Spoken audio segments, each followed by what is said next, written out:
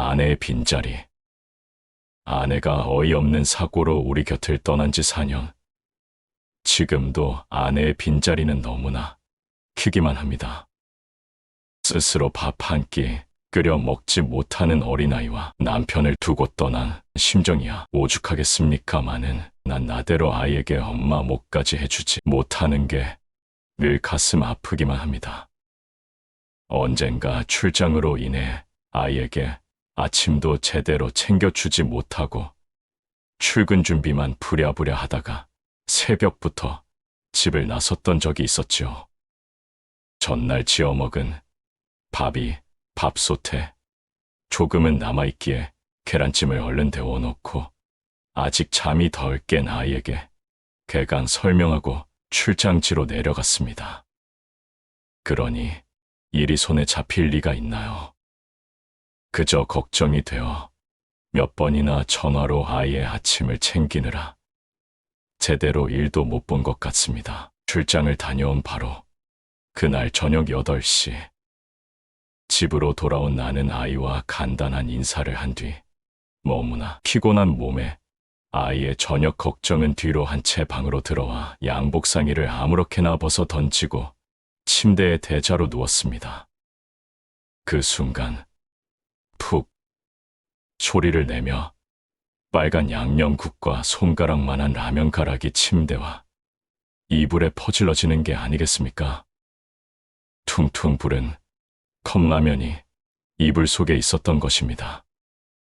이게 무슨 일인가는 뒷전으로 하고 자기 방에서 동화책을 읽던 아이를 무작정 불러내어 옷걸이를 집어들고 아이의 장단지와 엉덩이를 마구 때렸습니다. 왜 아빠를 속상하게 해? 이불은 누가 빨라고 장난을 쳐, 장난을.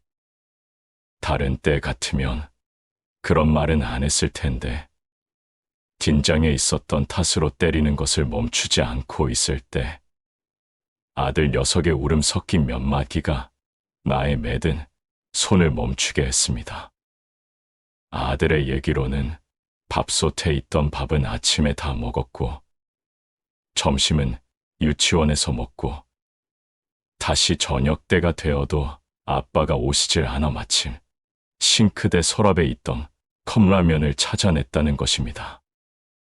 가스렌지 불을 함부로 켜선 안 된다는 아빠의 말이 생각나서 보일러 온도를 목욕으로 누른 후 데워진 물을 컵라면에 붓고 하나는 자기가 먹고 하나는 출장 다녀온 아빠에게 드리려고 라면이 식을까봐 내 침대 이불 속에 넣어 두었다는 것입니다.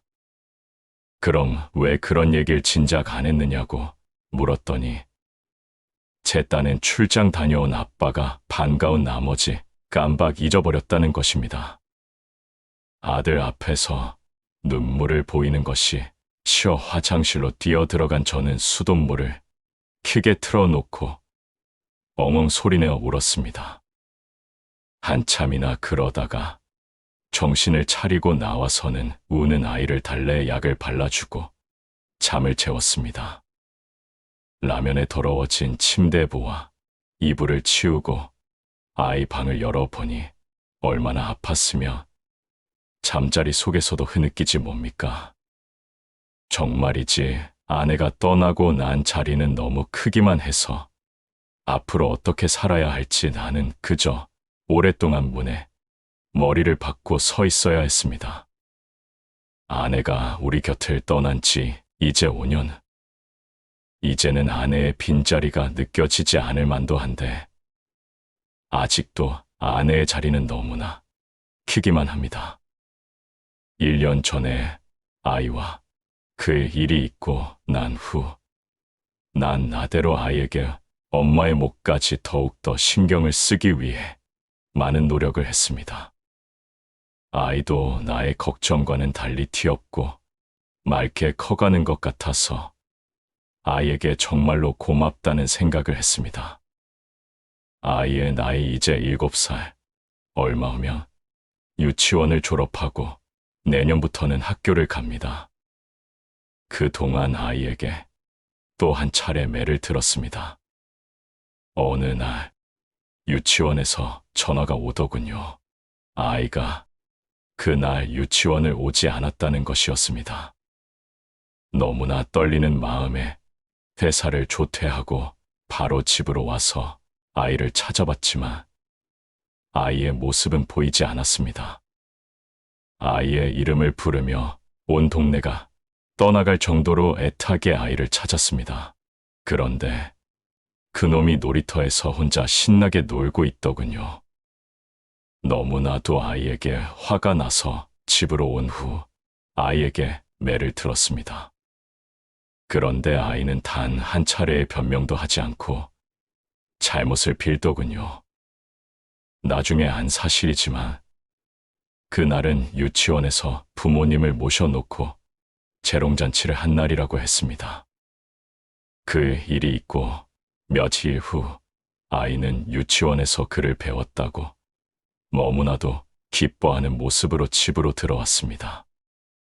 그리고 그날부터 아이는 저녁만 되면 자기 방에서 꼼짝하지 않고 글을 써대는 것이었습니다.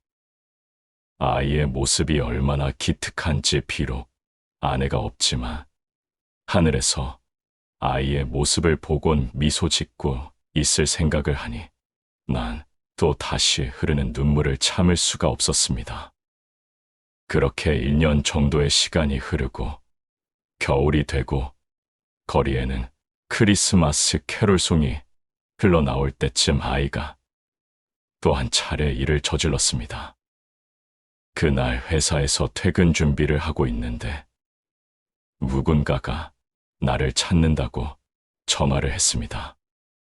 그 전화는 우리 동네 우체국 출장소였는데 우리 아이가 우체통에 주소도 쓰지 않고 우표도 붙이지 않은 편지 300여 통을 넣는 바람에 가장 바쁜 연말에 우체국 업무에 막대한 지장을 끼친다고 전화가 온 것입니다. 서둘러 집으로 간 나는 아이가 또 일을 저질렀다는 생각에 아이를 불러놓고 다시는 들지 않으려던 내를 또다시 들었습니다. 하지만 이번에는 아이는 변명을 하지 않고 잘못했다는 소리뿐.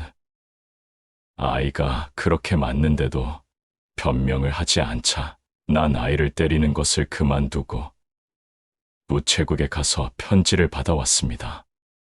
편지를 가지고 온 후 아이를 불러놓고 도대체 왜 이런 일을 했느냐고 물어봤습니다. 그러자 아이가 울먹이는 목소리로 대답하더군요. 엄마에게 편지를 보낸 거라고. 순간 울컥하며 나의 눈시울이 빨개지는 것을 느꼈습니다. 하지만 아이가 바로 앞에 있는 터라 아이에게 티내지 않고 다시 물어보았습니다. 그럼 도대체 왜 이렇게 많은 편지를 한 번에 보냈느냐고. 그러자 아이는 그 동안 편지를 계속 써왔는데 우체통의 턱이 높아서 자기의 키가 닿지 않아 써오기만 하다가 요즘 들어 다시 재보니 우체통 입구에 손이 닿길래 여태까지 써왔던 편지를 한꺼번에 다 넣은 것이라고 하더군요. 전 아이에게 무슨 말을 해야 할지, 그리고 어떻게 말을 해줘야 할지 막막했습니다. 잠시 후 아이에게 난 이렇게 말해주었습니다. 엄마는 하늘에 계시니까 다음부터는 편지를 쓰고 태워서 하늘로 올려보내라고. 그리고 그 편지들을 가지고 밖으로 나왔습니다. 주머니 속에서 라이터를 꺼내서 그 편지들을 태우기 시작했습니다.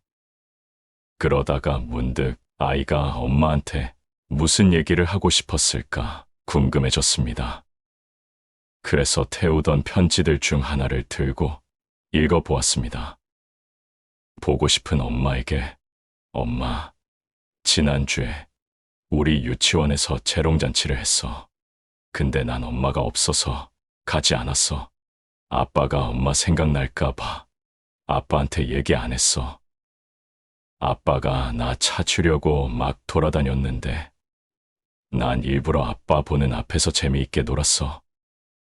그래서 아빠가 날 마구 때렸는데도 난 끝까지 얘기 안 했어.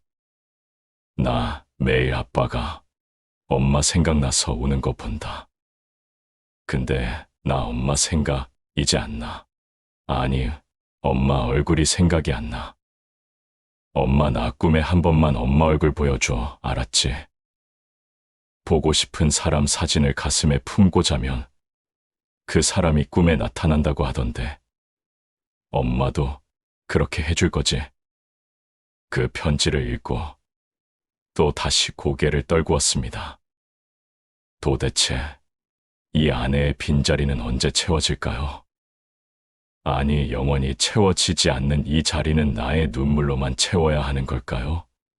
정말이지. 아내가 떠난 빈자리는 너무나 크기만 해서 시간이 지나도 채워지지가 않습니다.